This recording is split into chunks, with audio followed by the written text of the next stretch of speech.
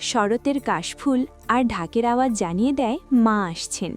কিন্তু আপনারা কি জানেন মা দুর্গার 10টি হাত কেন এবং প্রতিটি অস্ত্রের পেছনের রহস্য কি?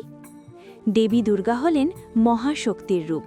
তার 10টি হাত মূলত 10টি দিক রক্ষা করার প্রতীক। দুষ্টের দমন আর শিষ্টের পালনের জন্য দেবতারা তাদের শ্রেষ্ঠ অস্ত্রগুলো মাকে দান করেছিলেন।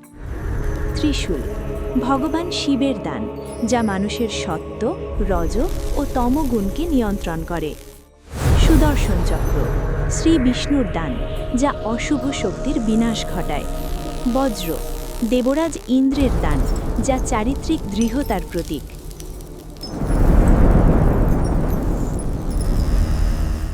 শঙ্খ বরুণ দেবের দান, যার ধ্বনি নেতিবাচকতা দূর করে। তীর ধনুক পবন দেবের দান, যা লক্ষ্যে অবিচল থাকার প্রতীক।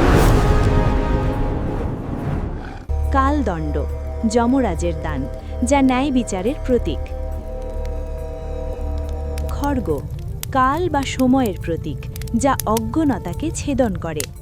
কুঠার ও বর্ম বিশ্বকর্মার দান, যা প্রতিকূলতা মোকাবিলায় সাহায্য করে।